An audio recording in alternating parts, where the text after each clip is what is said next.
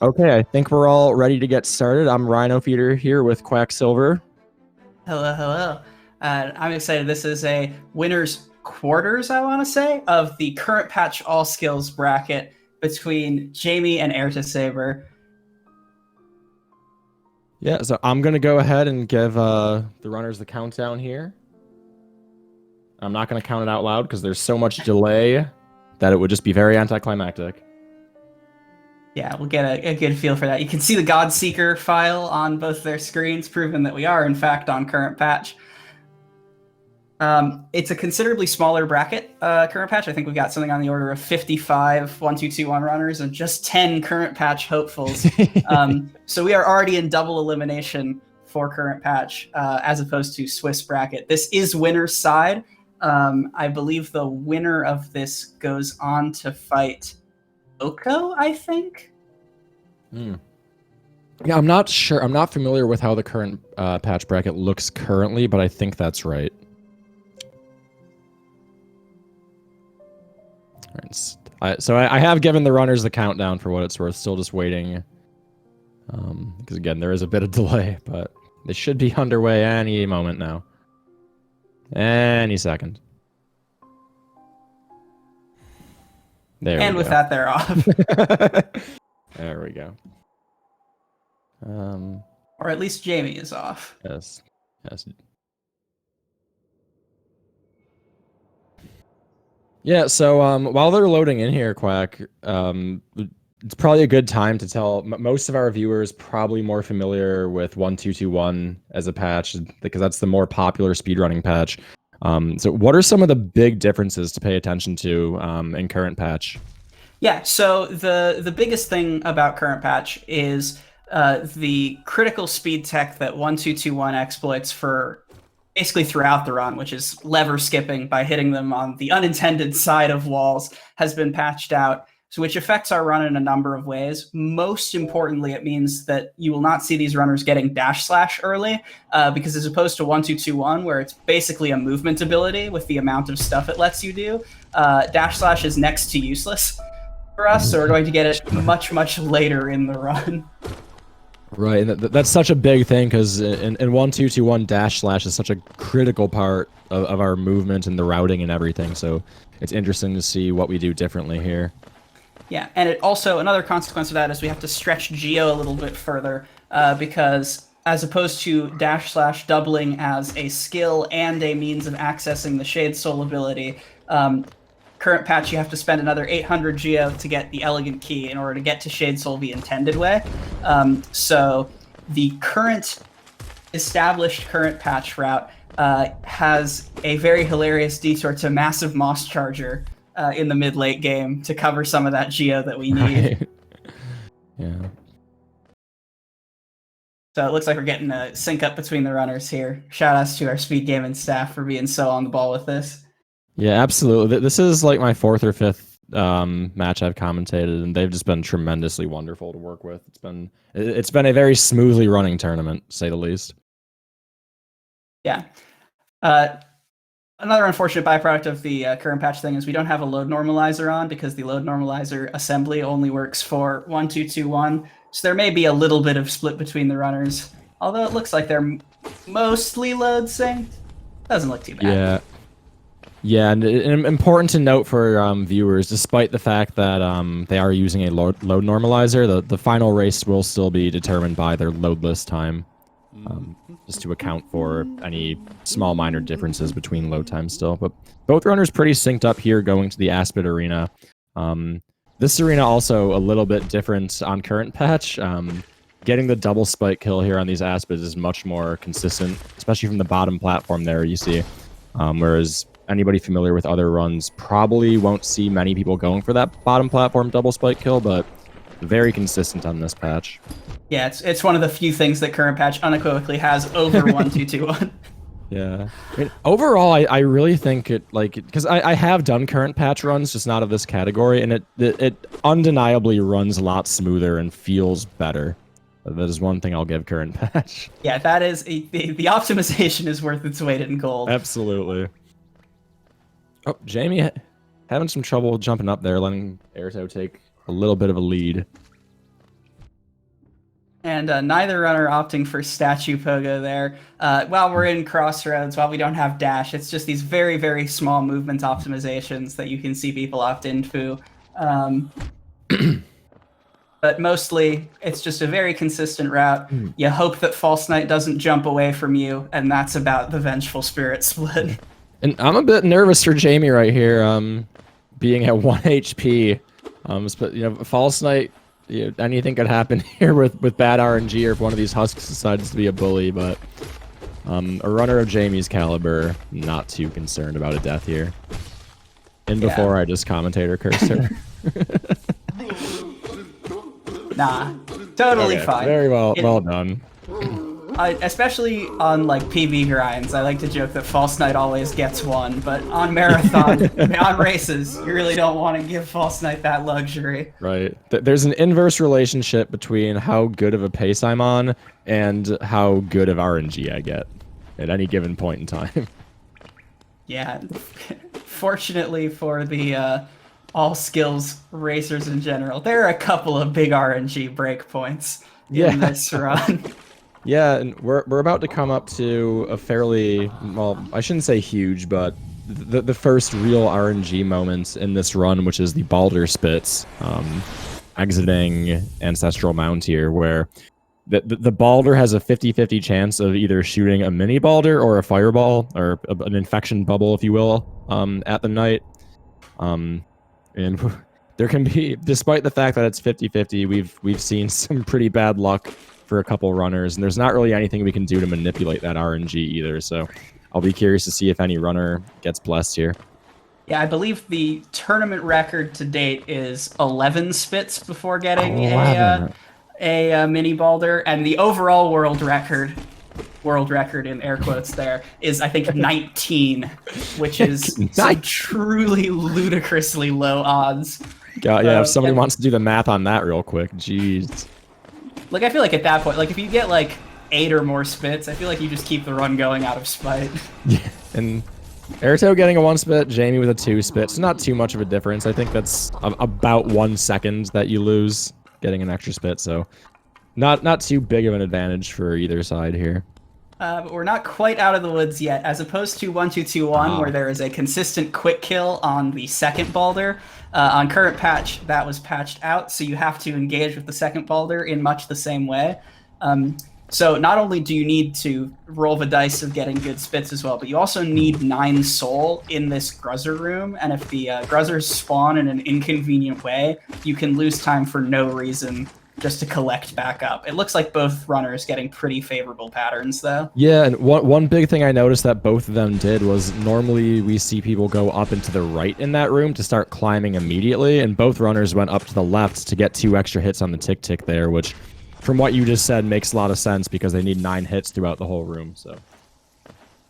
And then likewise, we don't get to do this fireball skip here. Because, well, we just had to use all of our soul on the Balder.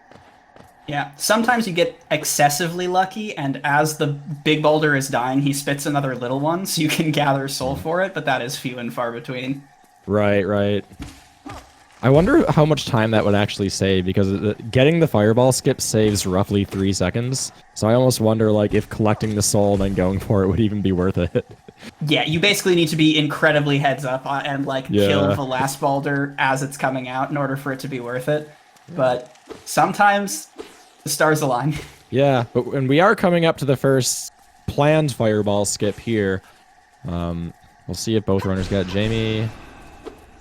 Okay, gets it really quickly on a backup. Very nicely done. I think I saw Jamie. I think she's about 2 seconds ahead. 1 or 2 seconds. Either way, this race pretty neck and neck still. Yeah, about 2 seconds ahead for Jamie. And yeah, Aerto just a little bit shy of that second fireball skip. Fortunately, because enemy spawns are much more consistent on current patch than they are on 1-2-2-1, but you can usually get that backup. I've heard it called man pogo, but or dude pogo. But unfortunately, the Huss there decided to just walk straight right, so Aerto forced to walk around the room. Gonna lose a decent chunk of time there. Yeah, that's a really I mean, I feel like with how close these players can run to each other, though every time You know, we're gonna think about, oh, how did Jamie get 10 seconds ahead, or how did Saber fall 5 seconds behind? We're gonna have to remember those tiny moments because the race very well might be that close. Yeah. Also, Erdo not picking up a whole lot of Geo from that Moss Knight. It looked like he only grabbed like 25 of it. Yeah. Geo is relatively tight. Like, obviously, on the whole, we have to go grab Massive Moss Charger and some other things, but hopefully that will not be too much of a drag. But I would be surprised if he didn't spend a good chunk of time making sure to collect all 170 of this Geo. Right. Yeah, Geo can definitely get to, and again, like and he missed. I think he just missed a 5 Geo rock, but we'll see how that works out for him. Yeah, backing it up by making sure to kill that Moss Charger. Mm-hmm.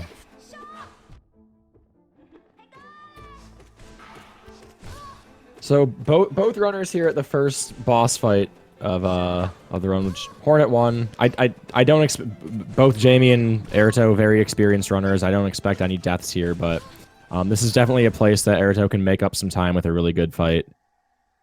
And Jamie with a really quick, fantastic fight there.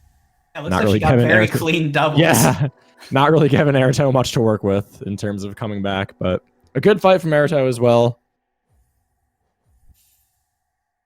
So Jamie on the quit out, 8:30-ish, 8:34 there. Yeah, and also a good chance to check their current patch quit outs. Looks like they're both relatively consistent.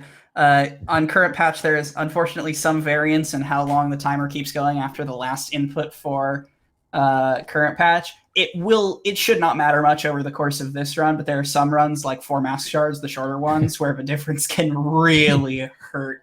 And before like this race comes down to like a 2-second difference.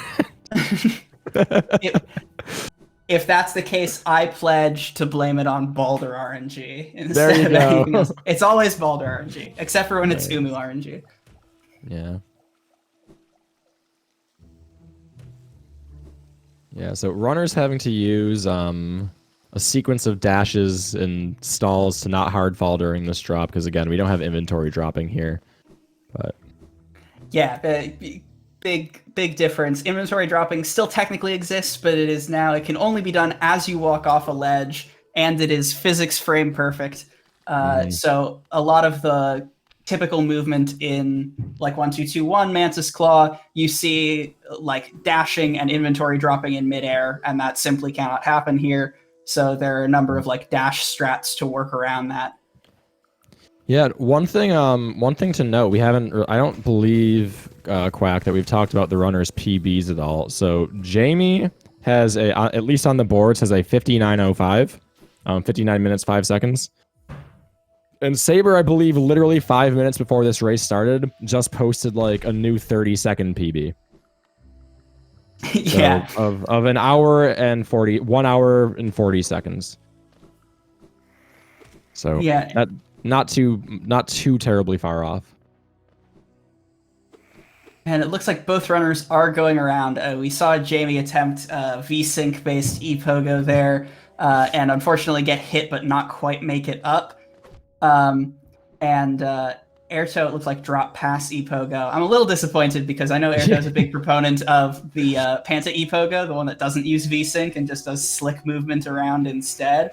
Right. But as far as race safety goes, I can understand the impulse to go around. And since both runners are doing that, not going to be a huge time difference between them. Although both having a little bit of trouble with this Mantis Pogo. Oh no, it looked like Jamie accidentally / there when she meant to Pogo. Oh no. Because I think she had that, but Saber is going to pick up a lead here now. Wow. Yeah, that's when the Mantis youths bump into each other in midair and just completely screw up your Pogo, your impression of the room, it can be very rough. Yeah. Did you notice did Jamie turn V-Sync off after failing E-Pogo? No. But it should automatically fix on this save quit. Gotcha. So yeah, because of I'm not exactly sure what any setting changes you make inside the game instead of on the like main menu will revert after a save quit. Oh wow. So typically you like get vsync epo go quickly grab claw and then just save quit. It's more unfortunate that you have to go around. Right. Well, either way, I believe Aerto is in the lead. It looks like it in real time. We'll see.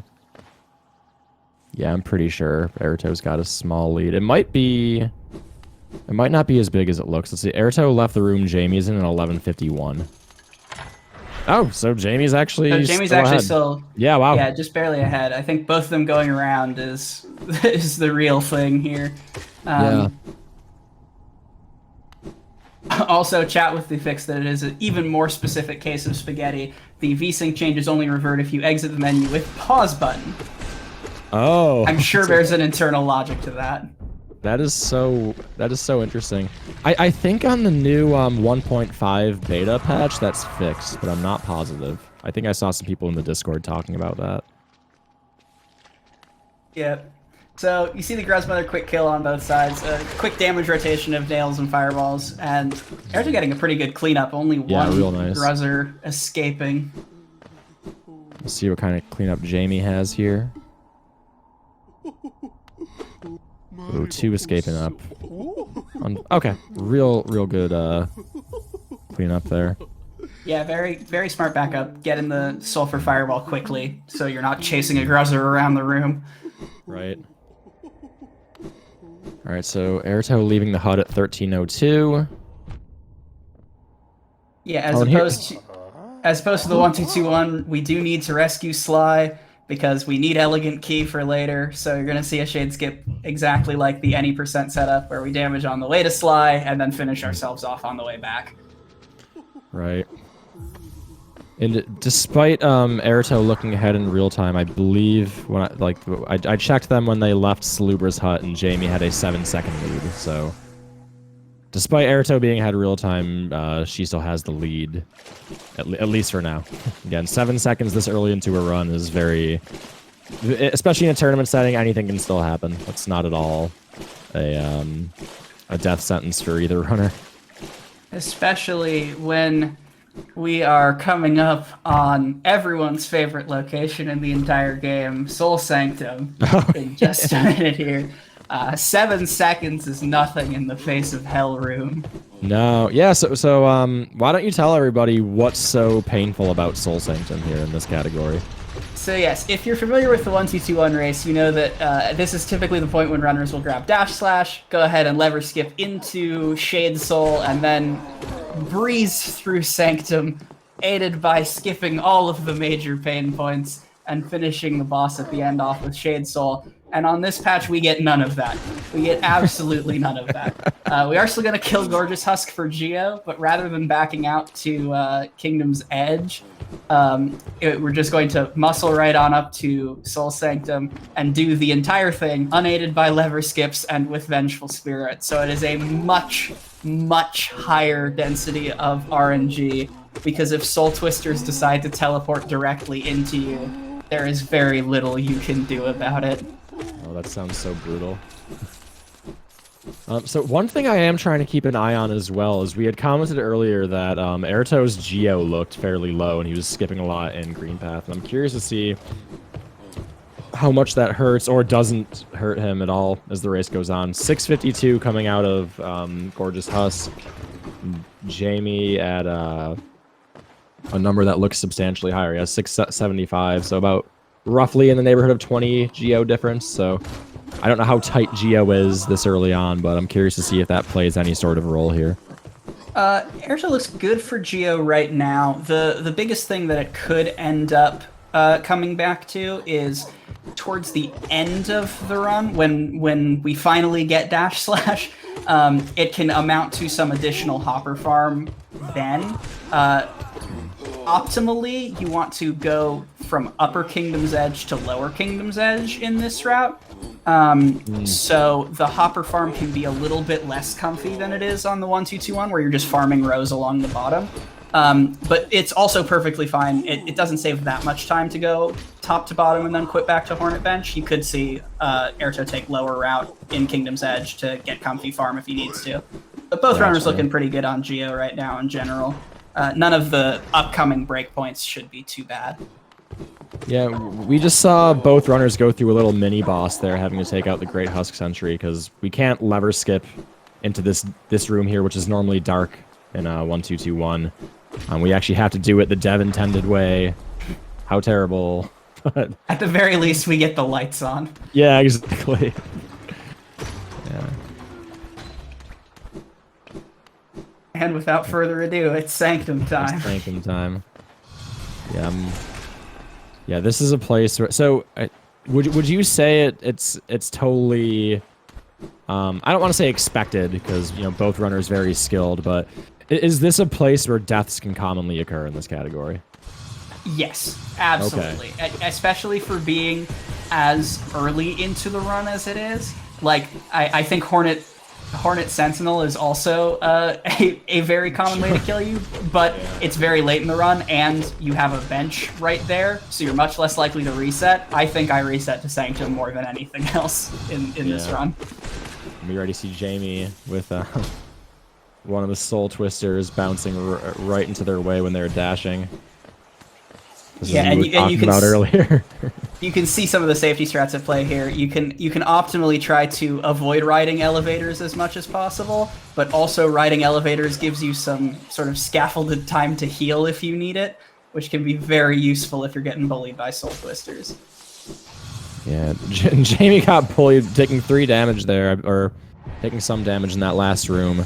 And Aerto making his way through what I believe is Hell Room. Oh! Yep, that's Hell Room, all right. All right, he makes his way through pretty cleanly, leaving at 1742. We'll see where Jamie is when she leaves. Yeah, Jamie with the heal right before Hell Room. The classic marathon strat. It's like, look, I don't know what's going to happen, but I'm not taking any chances. All right, so both runners left Hell Room at 1742, so pretty even here. I would be shocked if they're both tied coming out of Soul Master, even. A boss with a bit of RNG in the patterns that we get. I would be quite surprised. Especially, again, no Shade Soul, so the quick kill strats, or the Soul Collection strats that you see, where you hit the Soul Canisters through the wall, can't be done with this spell. So you are much more reliant on getting good patterns and him allowing himself to be doubled. Looks like Aerto with a pretty good first phase, but Jamie managing to get some nice doubles as well, so we'll see how synced they are coming out of Desolate Dive. Yeah, Aerto got the final hit for first phase there at 1836. I don't know what I will do. Okay. Jamie's... we finally have a discrepancy in time here.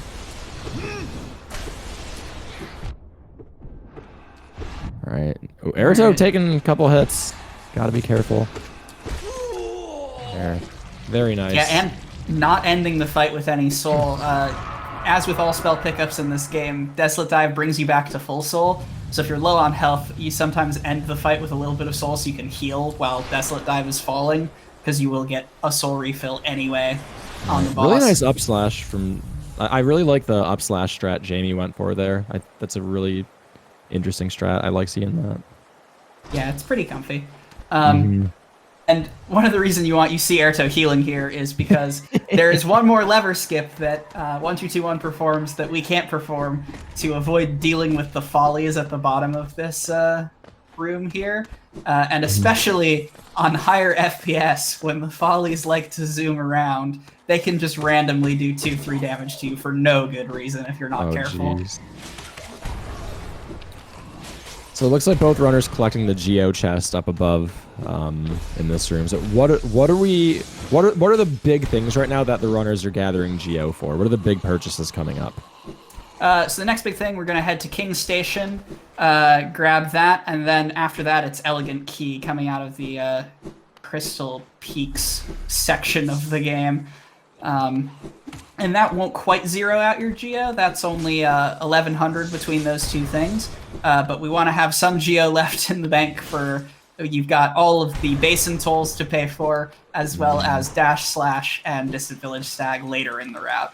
So a little bit over 1300. I think 1340 is like you're comfy on geo benchmark for coming out of Sanctum. But gotcha. So Aerto a little bit low, but shouldn't ultimately impact him until much, much later in the run. So plenty of opportunities to make that geo back up. Yeah, and on that same token, Jamie looking extremely comfortable with her geo routing here.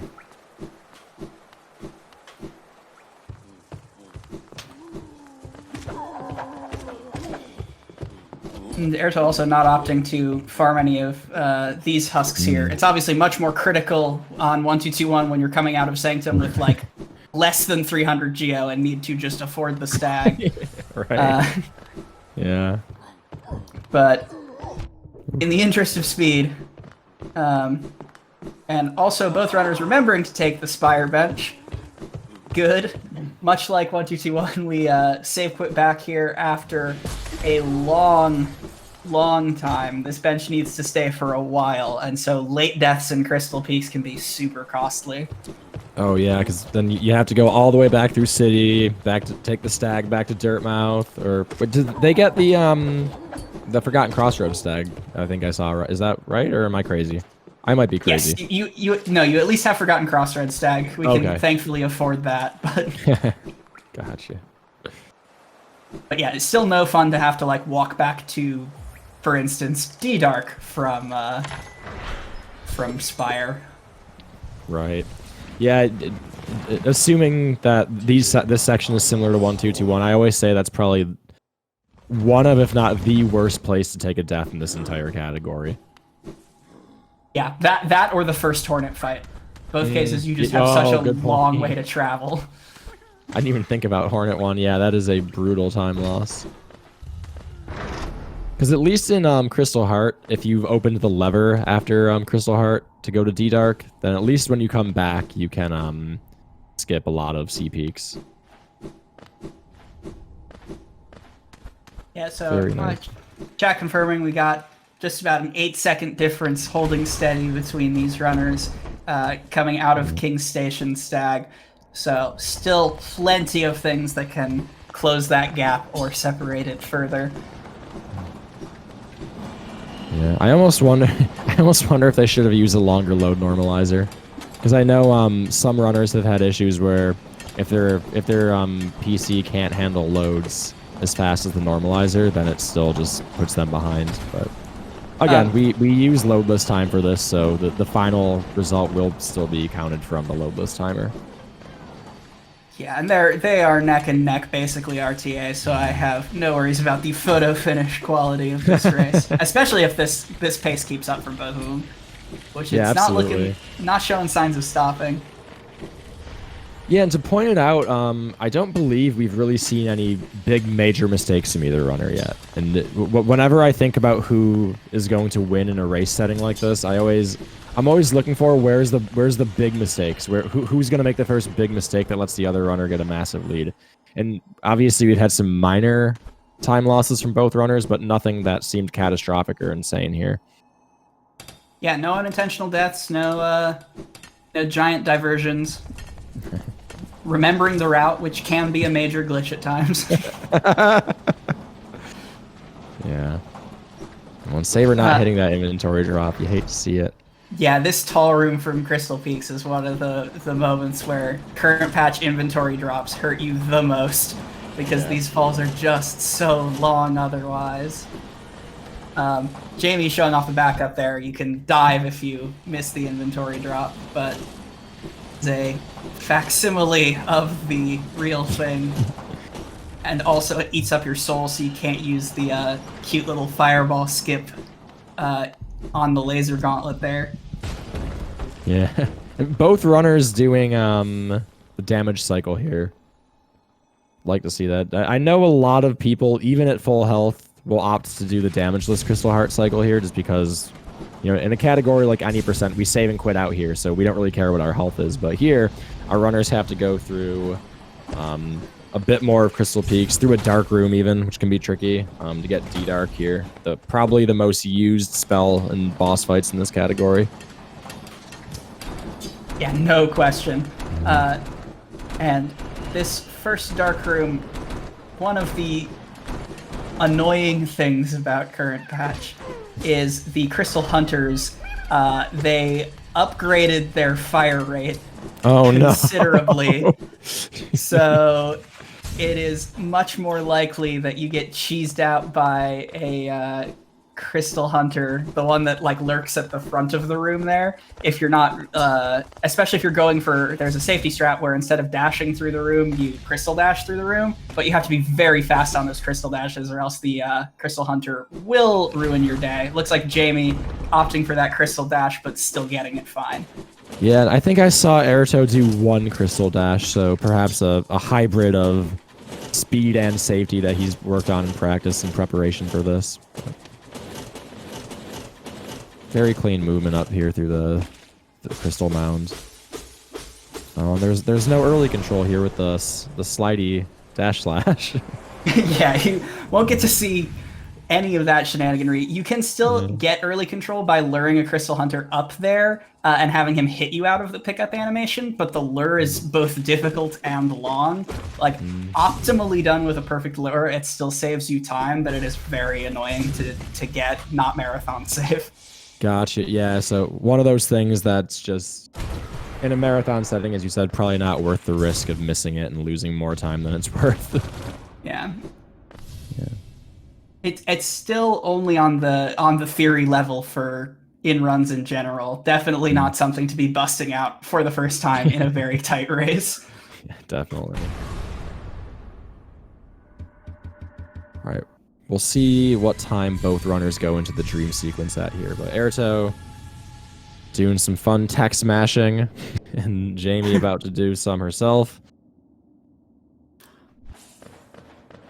And honestly, thank everything that we get to skip most of these dream platforms with Crystal Dash. Dashing across these is just falling off of dream plats. You can still see it happen here. Especially if the runners go for under plat 2, under plat harder. Let's see it. Let's see if Aerto go under plat 2, electric boogaloo. There it is. You love to see it. That's the content we came here for. But on the other hand, falling off of dream plats for whiffing that under plat is so demoralizing. Oh yeah. And Jamie not going for under plat.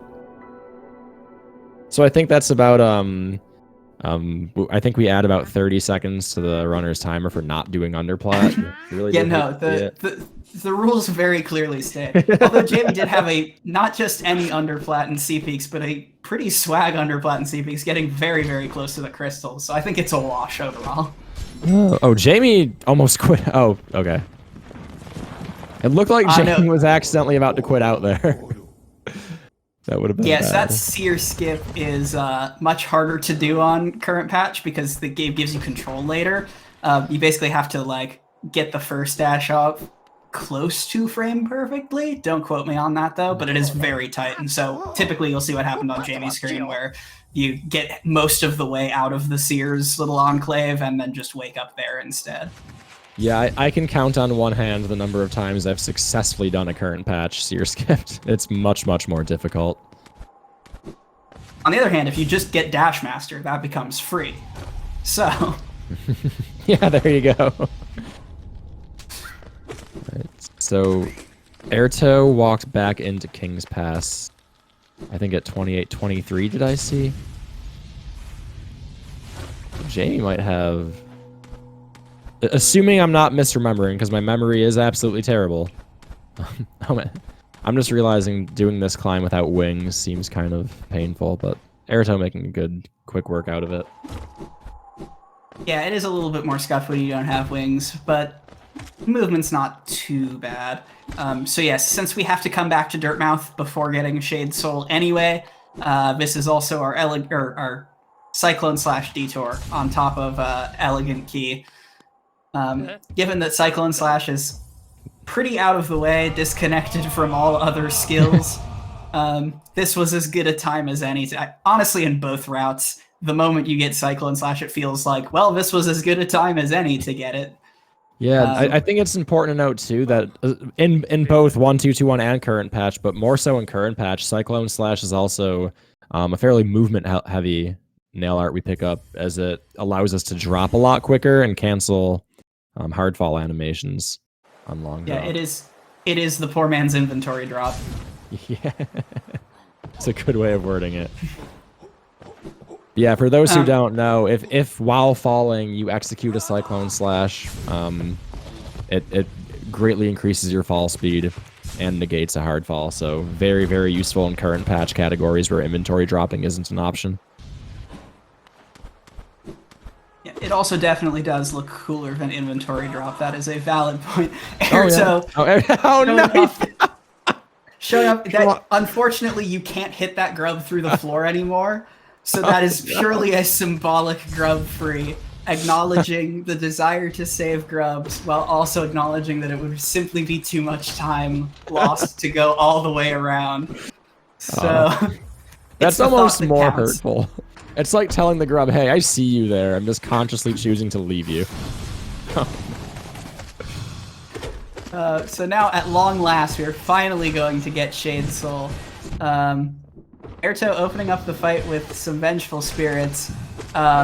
We do have Descending Dark at this point, but I would be lying if I said I have not done this fight completely D-Darkless before.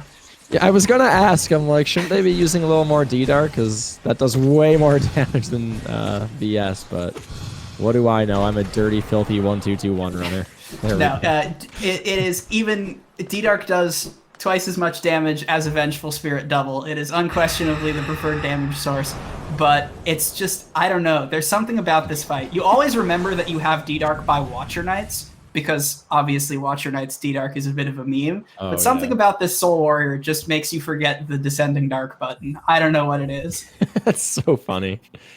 Yeah. Well, it looked like Jamie did not forget how good of a spell D-Dark is. She makes really quick work of the Soul Warrior there. Yeah, and that's going to widen the lead a fair bit. Yeah, absolutely.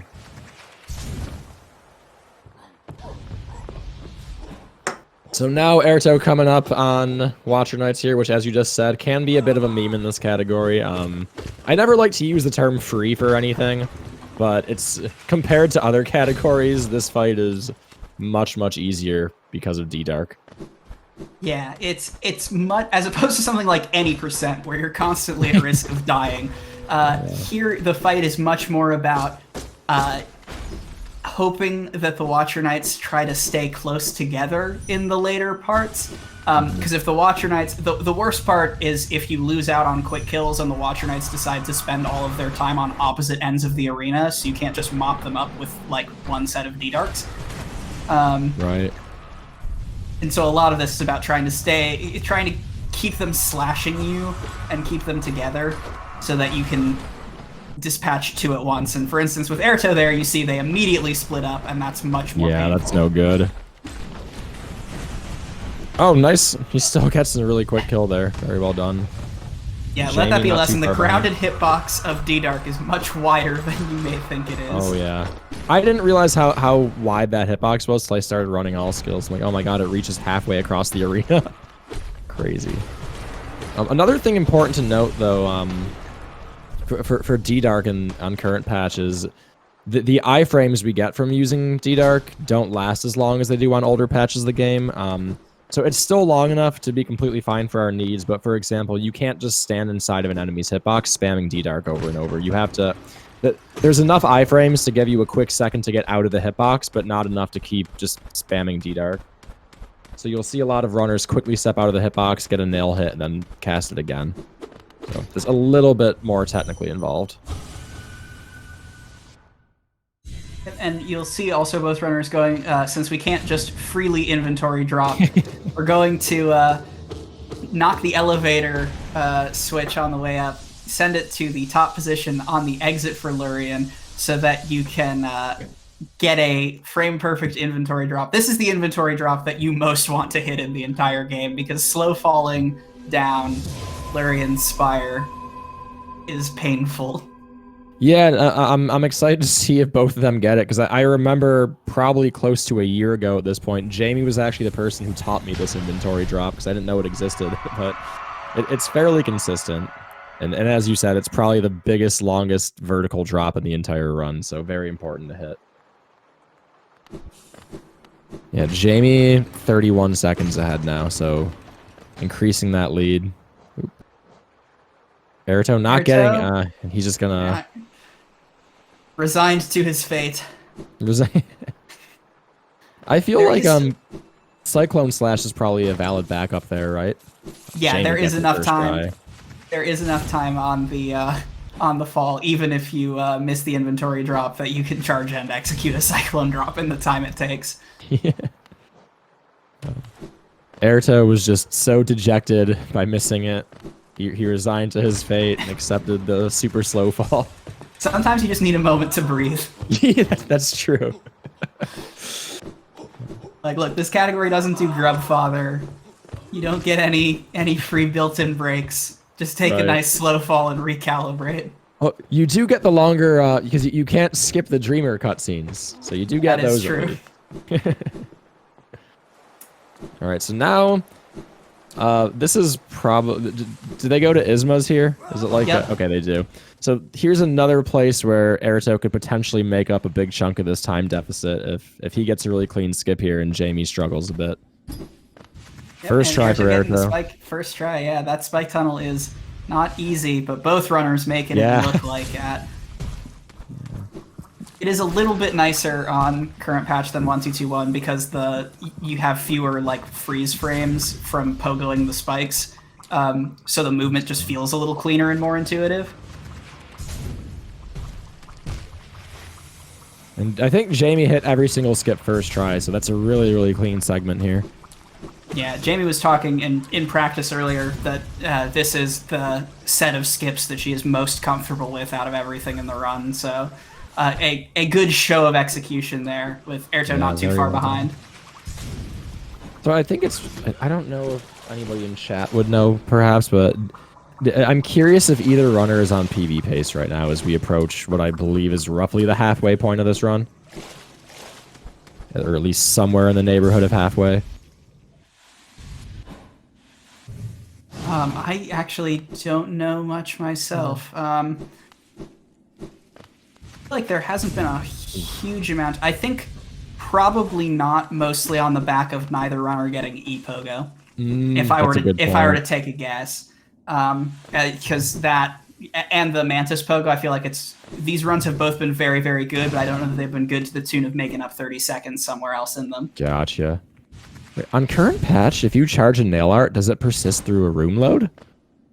Yes. Well, it resets. You still have to recharge it. Gotcha. Okay. Okay. Chat telling us Jamie's about a minute behind PV. Okay. All right, so heading in now to a lot of people, one of many people's favorite sections is the Maulerk section, where with a series of very precise movements and jumps, it's possible to make it through here with only 1 or 2 planned hits and no unplanned hits. Yeah, you see Saber there. Jamie there, that is a planned hit. My understanding is to just C-dash into that infection bubble is actually the optimal time-wise approach. Saber opted to play a bit safer there. Again, we're going into a boss fight here, so I can totally understand why it might be worth sacrificing like half a second or so here and there to maybe get a little bit of extra time or extra health for this boss fight. Yeah. Broken Vessel doesn't often kill you, but when he does, especially because you see neither runner opening the shortcut for safety, you have to do Maulerks all over again. No one wants that. We also saw Aerto go for the variously dash cancel, dash jump, dash setupless maneuver to Broken Vessel, try and fail to execute it, whereas Jamie just opted to go around. So a little bit of time loss. That basin skip is only time save if you get it on the first attempt. So you usually see runners make one attempt of it and then go around. Nice. Really clean fight from Jamie. Aerto, okay, oof. My heart stopped there because I didn't realize Broken Vessel was dead. And I saw Aerto dash on top of the hitbox, and my heart dropped for a second, but he knows what he's doing. He knows what's going on. Yeah, and that heal there was all for mentality. We save quit right after Monarch Yeah. Wings, but man, being at 1 HP on Broken Vessel feels bad. And yeah, you can see it looks like a little bit of nerves on Airto's screen there. Yeah, they're even though there's literally nothing that can hit us in this section, there's just an element of nerves that comes with the UI changes in the screen and whatnot when we're at 1 HP. So I totally get that. Yeah, I have definitely healed just to make the visuals cleaner. Yeah, absolutely. All right, so I'm gonna switch audio over to Jamie actually, as she's both in the lead, timer wise and RTA now. So. And so now it is time for everyone's favorite RNG machine. It's time for Umu already? Yep, Hornet happens very, very late in this, so now we're just gonna go get all of the horrible everything out of the way in one fell swoop. Gonna do Umu and then route through QG and Deep Nest thereafter, and only then get to Hornet. So my understanding is it's possible to kill Umu with one cycle on current patch, but it's not nearly as consistent. And by the way, seeing there, I watched both runners dropped into the well at like the literal exact moment, and Jamie's low was just like a quarter second longer, so that's probably why there's a little bit of discrepancy in the RTA. But Jamie very, very comfortably ahead by loadless time here. Yeah. And yes, there are a couple of theoretical setups for Umu 1 cycle. There is a D-Dark based one that is reasonably consistent. More likely for the race setting, what I imagine we'll see is the runners imitate the any percent Umu movement, which, if you're really lucky, can lead to a 1 cycle. And if not, it makes setting up the 2 cycle trivial. Yeah, and I believe in Jamie's practice right before this race, I saw her saying she was just gonna go for the any percent setup, and if she gets a 1 cycle, then cool. If not, well, 2 cycles bit free, as you just said. So, but anyway, it'd be some content to see the D-Dark, because I've actually never seen that setup.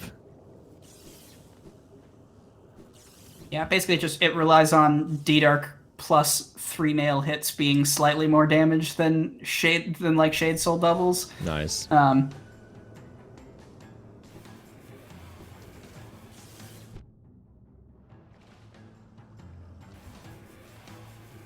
And yeah, it looks like both runners opted for not safety bench here, which I can respect. Again, Umu, not super likely to kill you unless things go horribly wrong.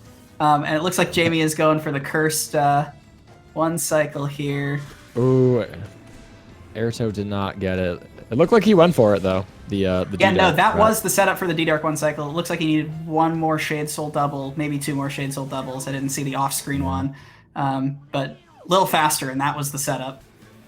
Yeah, and as you said, it makes... oh, Jamie, please don't die. Again, yeah, as you said, it makes the 2 cycle very trivial, which Aerto showing off there, so really good fight. Yeah, both with 2 cycles. Jamie a little bit later into the 2 cycle, but not near enough to elapse the lead, I imagine. Yeah, at this point, I'm trying to think of places where Aerto might be able to close a bit of this gap, and I'm thinking maybe a death in Queen's Gardens or Dark Deep Nest or something. But barring that, I think Jamie is comfortably in the driver's seat. Yeah, if Dark Deep Nest goes wrong, that's a good place. Other than that, probably variance in the Hornet fight. But we're slowly running out of ways to like get a free 30 seconds on your opponent. Right. Yeah, and the other place I'm thinking, and I don't want to... I'm going to get blamed for this if anything happens to either runner, but things can go terribly wrong very quickly in the Abyss climb. Yeah, it's happened before. It will happen again in this tournament. Absolutely. Yeah. Especially if it's close. We saw yesterday how you can lose control of your abyss climb very quickly if Oh you're yeah. trying to really push a lead.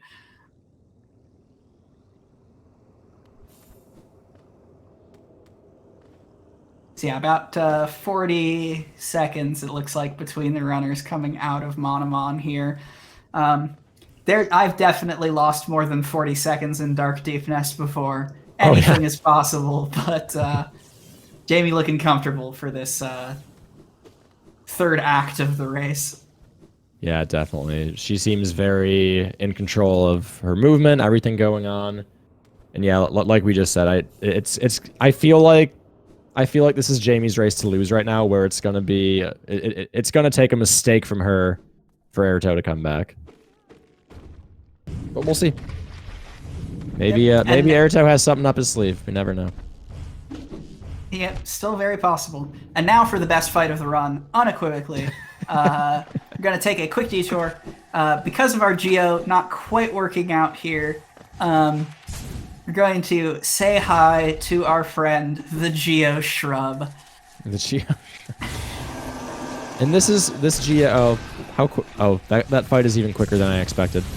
Yeah, no. If that first Shade Soul doubles Massive Moss Charger, which can be done consistently, you throw Soul at him, and he's dead. Very quick fight. So now it's worth revisiting the geo counts, because for our last expenditures we need 1050. We need 800 for Dash Slash and 250 for Distant Village Stag. There is a Devout still en route to kill, so Jamie is looking done on geo. Aerto has a pretty big margin to claw back. Gonna need to diligently get some farm from perhaps the QG arena, or perhaps like being very diligent about picking up in the Wraith's room, or if not, is just gonna have to farm some hoppers. Yeah, you answered my question before I could ask it. I was gonna say, where can Aerto make up all this geo that he needs, but those seem like good spots. I don't know exactly how much the hoppers give, but especially with how many we can kill with Shade Soul, I feel like that's a pretty quick farming method. Yeah, hoppers give 16 geo each, 23 with Fragile Greed. Shoutouts to the all unbreakable charms. Jamie having some I don't know if you saw that from Jamie, but yeah. She tried to start her C-Dash like 3 times and it just wouldn't come out. You hate to see it. Sometimes the C-Dash button says no. Oh, goodness. But talking about Geo, in addition to the hoppers, which are not too bad to farm, there's also a Geo Rock. If you come from the upper path, like upper to lower Kingdom's Edge, there's a Geo Rock that is not too long to break and drops 45 Geo. That is another avenue. If that alone will fix your Geo problems, I think it's usually good to go for that instead of chancing it with hoppers. Right. Oh, Aerto taking... Oh, right, going through QG, because we don't need to go... Aerto on 1221 brain for a second. Since we can't lever skip out of Wraiths, we have to go through QGA entrance, go up to Wraiths, and then go back down, as opposed to just taking the easier path with the help of Dash Slash. Right. There's the lever we would normally hit through the gate, but we have to come up the correct dev-intended way. Silly devs making you play the game the way they wanted you to play the game. Yeah, right. Absurd. Who do they think they are? Alright, so this arena, despite looking quite hectic, the squits do spawn in identical positions every single time you run it. So most runners have a setup they like to use for consistent kills, and wow, really well handled by Saber there. That was incredible. Yeah, that was a nice Shade Soul on the last phase. I'm a fan of the D-Dark for the last wave of squits there. It's a little bit slower, but in my experience, it is much more consistent. But they all Jamie showing off her own nicely. D-Dark. Very nice. I always forget how massive the hitbox is for D-Dark. Just crazy. Yeah, really nice mount from both runners, honestly. Yeah, and so Jamie with that, good on Geo. Aerto is still about 60 away, 60 to 70 away. You said they need roughly 1,000 here?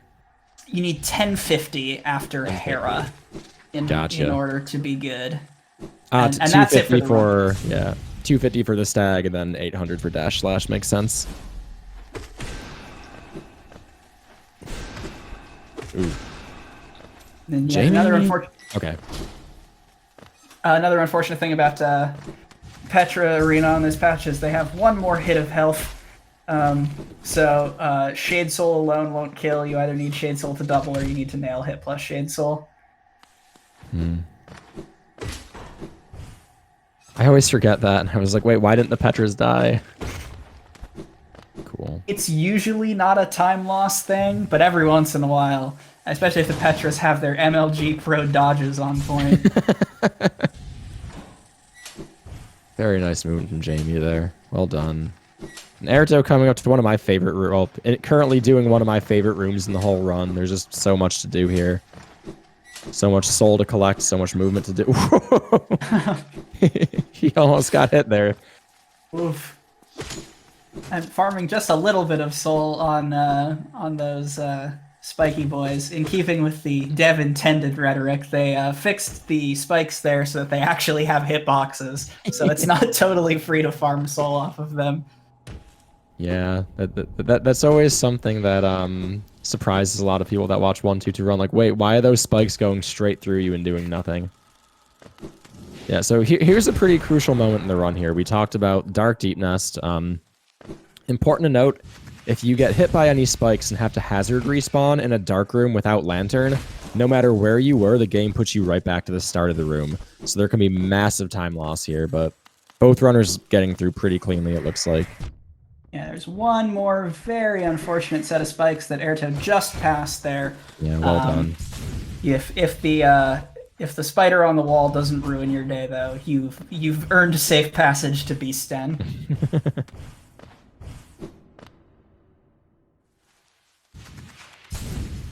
Yep, and it looks like Jamie also making it through. It's very hard to see the screen, so it's kind of hard to talk about what's going on there, but suffice it to say that both runners went through those rooms pretty cleanly without any major issues. Yeah. And choosing to take opposite sides up to the secret entrance to Beast Den there. They also both are nice and topped up on soul. You want 2 casts in order to be able to de-dark and then shade the soul. The Devout here for a quick kill on it. There we go.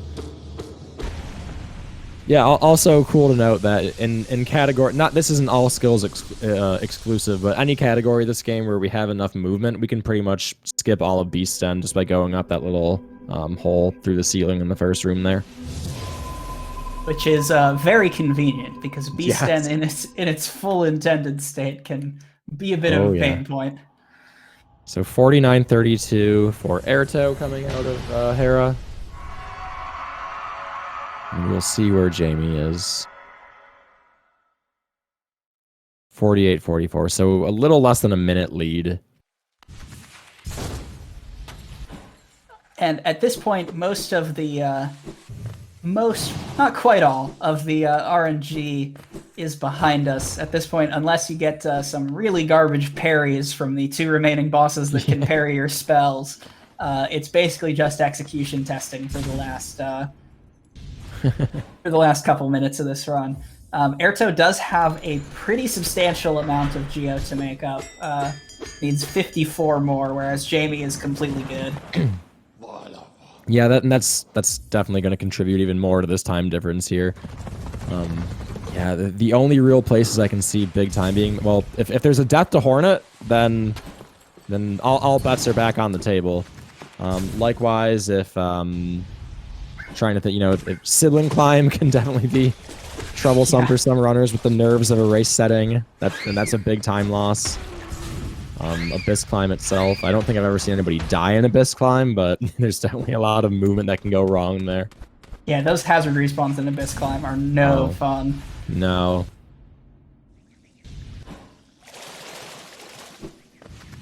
So Aerto is still committing to going the upper path through Kingdom's Edge. So you'll see both runners then grab Hornet Bench and then drop down to dash slash from there and save quit back. This is one of the rare instances where the route is actually different on current patch PC and console. Because console is timed RTA, the save quit takes a sufficiently long amount of time there that they don't take this route. That makes sense. Yeah. So it looks like both runners are heading downward. Yeah, Aerto needs to farm some Geo here. I hope he realizes. Yeah, it looks like he's using rows of hoppers here. Should also be able to grab the Geo Rock if that's insufficient. Oh no, he's going back up. There are two hoppers to the right by Markoth that are probably faster to farm rather than this doubling back. But at this point, made it through. Yeah, he's got his 800. He's all set. And oh, that great hopper there. Being rude to Jamie, knocking her out if there's a C dash you can do there, but that's what Aerto just went for. So little time losses on both sides, basically amounting to preserving the lead where it was. Yeah. So it looks like somebody in chat quack asking you which route is faster. I think optimally done upper route saves on the order of 4 or 5 seconds. So, and that might honestly be with some amount of farm in there. I don't know the exact timing, but upper route is definitely faster. Unless you're like so behind on Geo that you need like to farm all of the rows of lower hoppers. Because at that point, the incidental farming power upstages the actual time save of the route. But it's very rare that you're in that bad of a Geo straight. Right. That makes sense. So now RTA, both runners pretty synced up here. We're going to get to watch Hornet 2 at the same time, which is always super fun to commentate. Yeah. She jumps around quite fast. Yeah.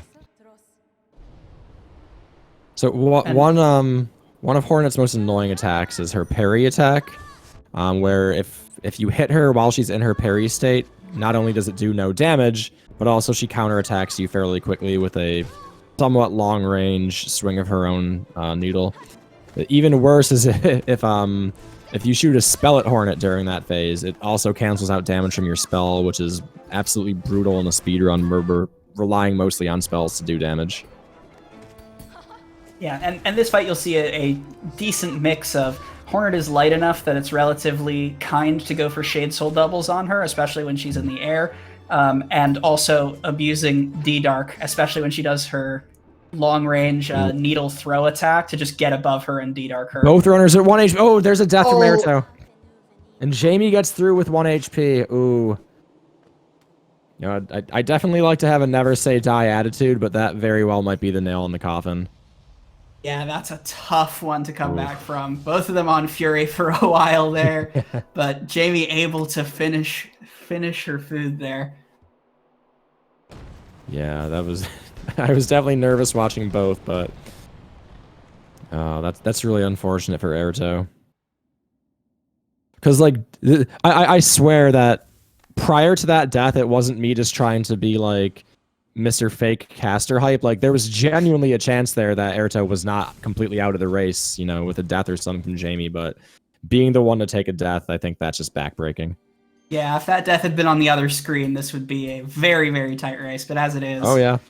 Aerto needs not just skill, but luck at this point in order to take it. Mm-hmm. Yeah, he needs to play incredibly and hope for some mistakes from Jamie. Hey, anything can happen. I never want to call it over till it's over, but it's definitely Aerto has quite the mountain in front of him to climb. Although, dang if that wasn't a fast Hornet fight there. Playing with a vengeance at this point. Yeah, I'm very sure he wishes that was his first fight. Yeah. Especially when, to keep up with chat's tally, Aerto was not too far off from his recent PB on up until that Hornet death. So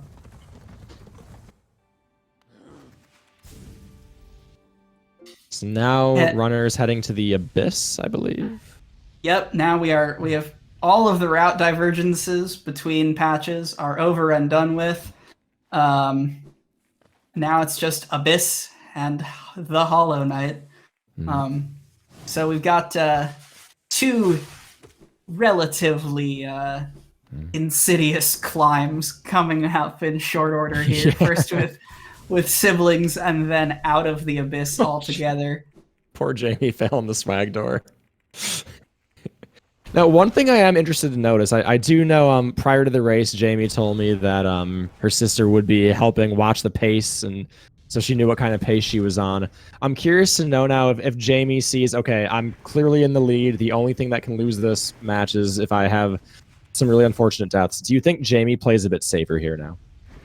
I would be surprised if she didn't, honestly. Especially, Yeah.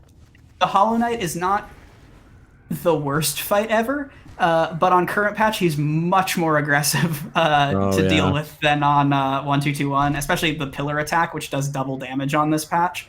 So I wouldn't be surprised to play that. I would not be surprised if we saw that fight go a little bit slower, just to make sure you don't accidentally get too cocky and die. Right. Yeah, I definitely agree with that assessment, because at this point, it's Jamie's race to lose.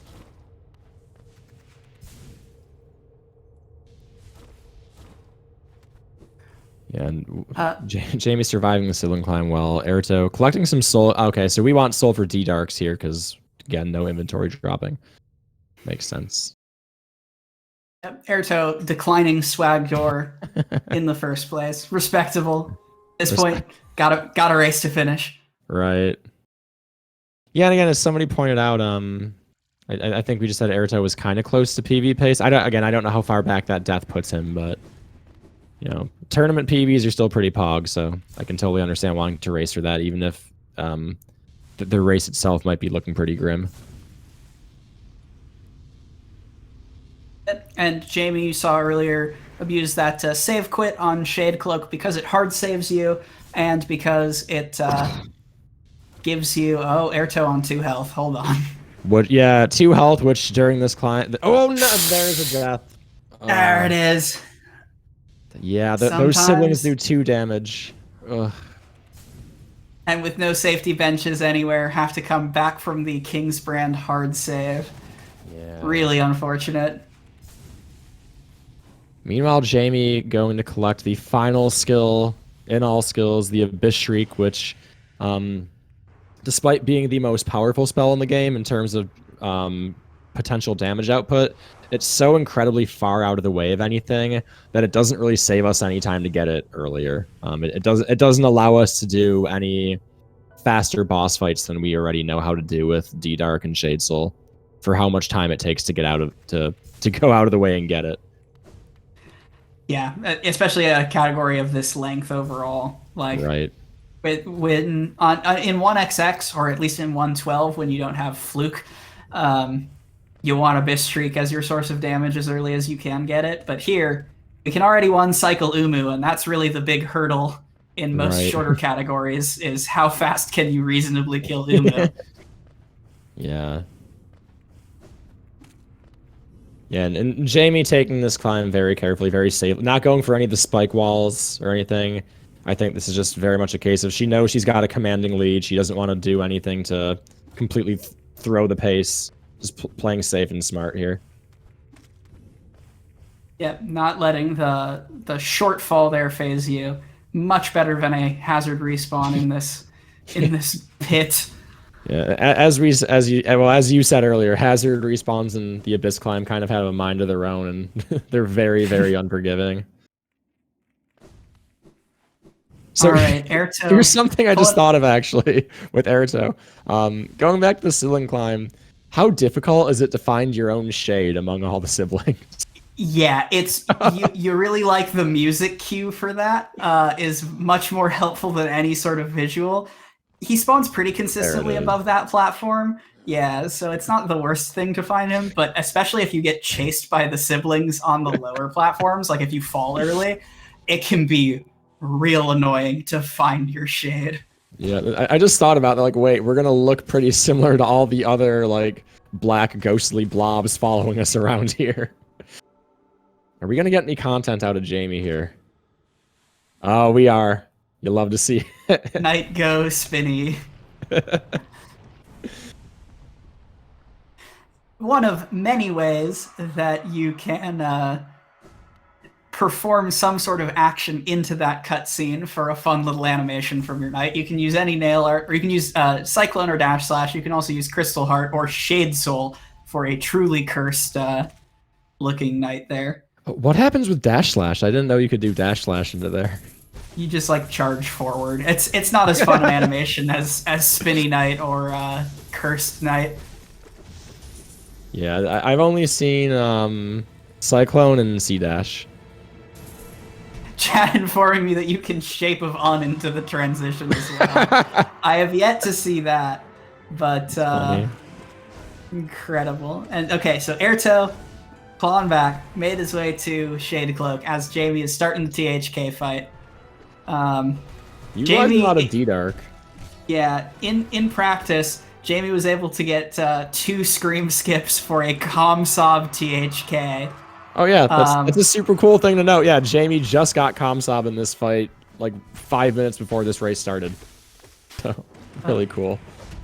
We'll see, no scream skip there, and there's the double damage pillar being a bit of a troll, but looks otherwise like a pretty clean fight.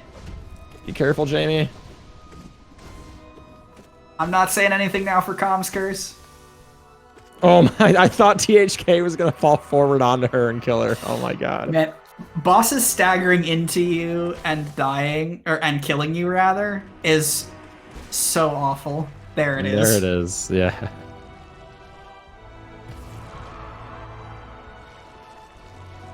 Very good race from Jamie. Not a PB, but still very, very good execution. Very good run for a tournament setting.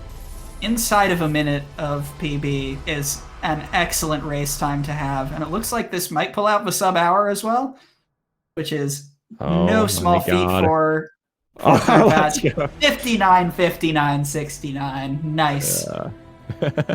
Less than half a second, but still within sub 1 hour. Sub 1 hour in a tournament setting is really, really impressive. So GG's to Jamie. I'll switch over to Aerto's audio now.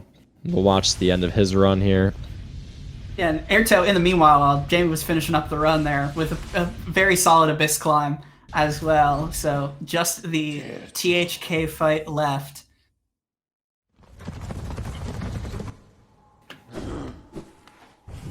And yeah, I was curious about that. Chat saying that is the fastest race time for current patch to date. Wow. So, no small feat. Jamie going to advance to play Oko. Like I said, I will check on that when we go to post-game, but winner semis. Right. And no Cyclone Knight or Rocket Knight from Aerto.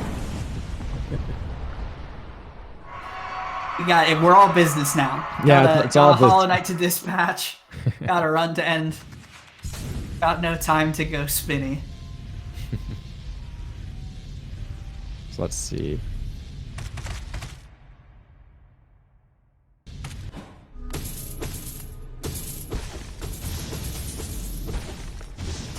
So we'll see what kind of fight Aerto has. I thought it was interesting to see Jamie opt for so many D-Darks and Shade Souls. I'm wondering if that's a current patch thing with THK's attacks being so much faster than on 1-2-2-1.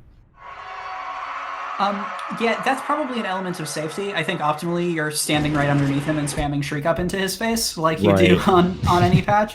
But that tends, because of the speed of his attacks, to either very much test your Shade Cloak button or give you a fair number of damage tanks.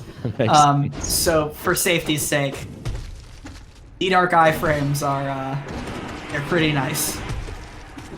Yeah, definitely. We can see Aerto abusing the staggers there to get some streaks in.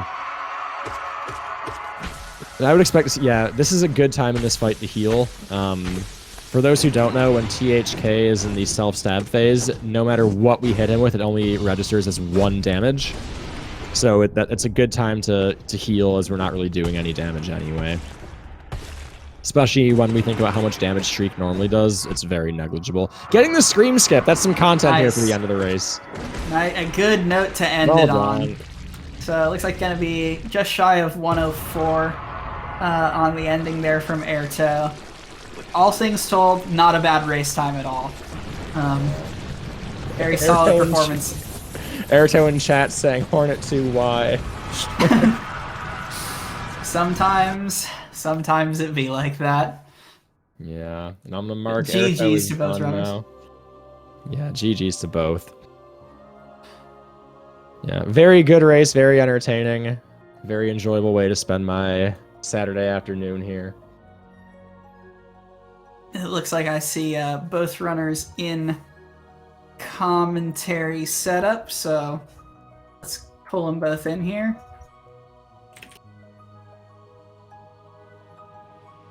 And we'll get a quick interview. Hello, runners! Congrats to both of you on finishing your race. Thank you.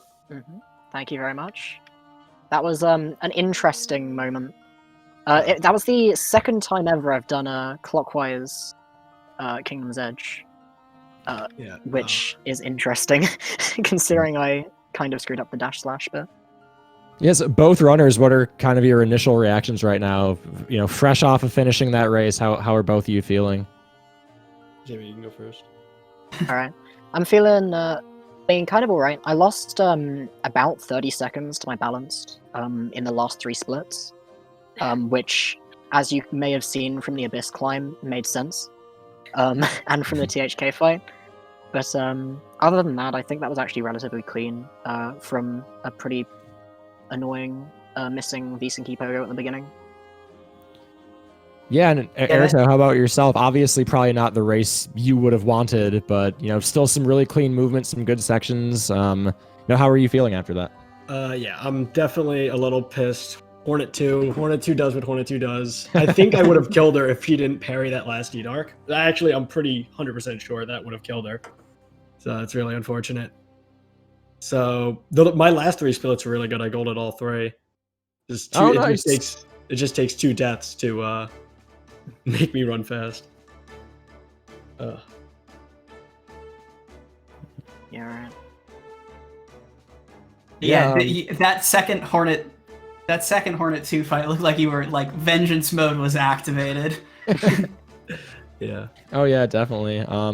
So Jamie, if we are to believe what somebody in chat said, the time you just ran is the fastest time that a current patch runner has gotten in this tournament so far. What are your, any initial reactions to that? How does that feel? That's pretty good. Yeah. Yeah, I'm very happy with that. I didn't think it was sub 1 hour initially because I forgot. I know Rhino's already told me exactly the time between the final hit and stopping the timer, but but I was still kind of surprised that was sub 1 hour. Right. Yeah, I sometimes don't tell people because I like to build suspense for chat because they don't know. Yeah, exactly. That was me right there. I was like, is this gonna sub 1 hour? What? Yeah. Well, I know Aerto, you said you ended with 3 golds. Is that what you just said? Yeah.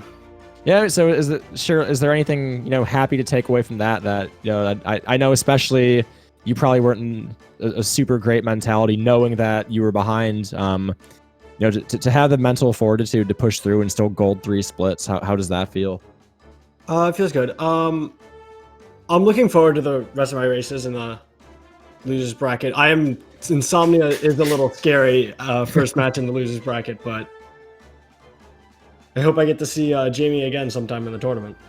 Yeah, absolutely. Yeah, And I hope think, so too. Jamie, I think you're going on, I believe we said, is it Oko, Quack? Yeah, I've got the bracket pulled up here. Jamie is going to advance to play Oko, and Aerto, with the hard call out, is going to drop to play the winner of Insomnia and Lucario, which is going to happen later today. And then has a decent trek back through losers bracket to theoretically get the run back against Jamie, including hypothetically going through me. I'm looking forward to the rest of the tournament. Yeah. Hopefully Yeah, less so Hornet 2 deaths.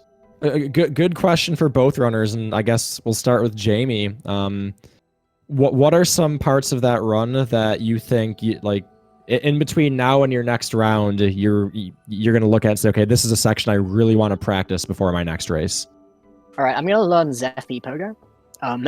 Because I Okay. am divorcing VSync ePogo after having What? spent. Yes. I've spent VSync is all of my terrible. time.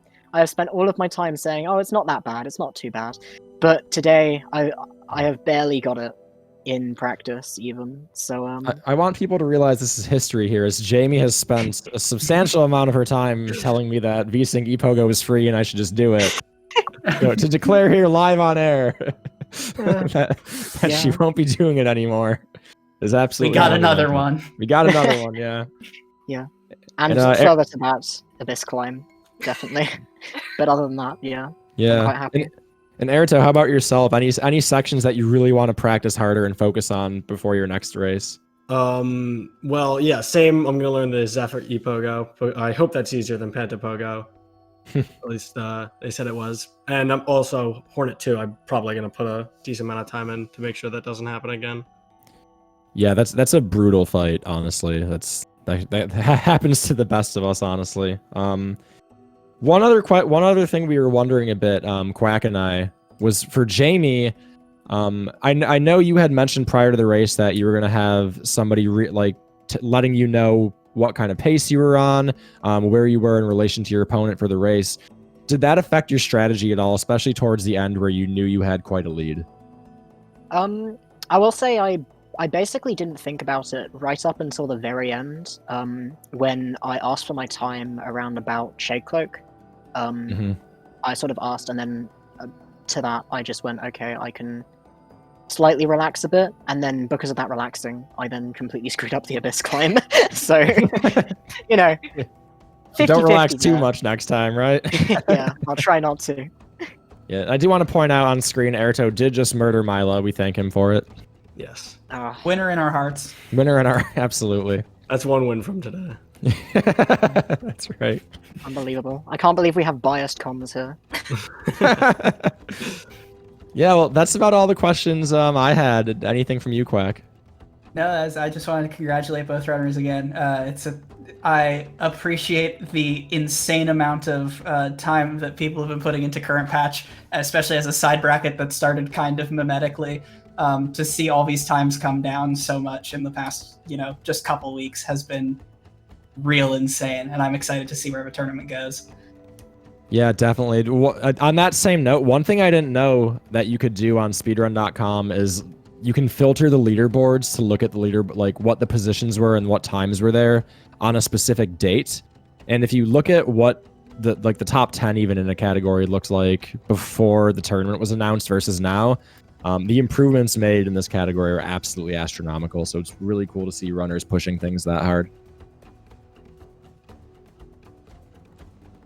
Okay, I think that's it from everyone here. Jamie or Aerto, any last minute shout outs or things you want to say to everybody? No. Follow comms. I'm gonna exclamation mark comms now.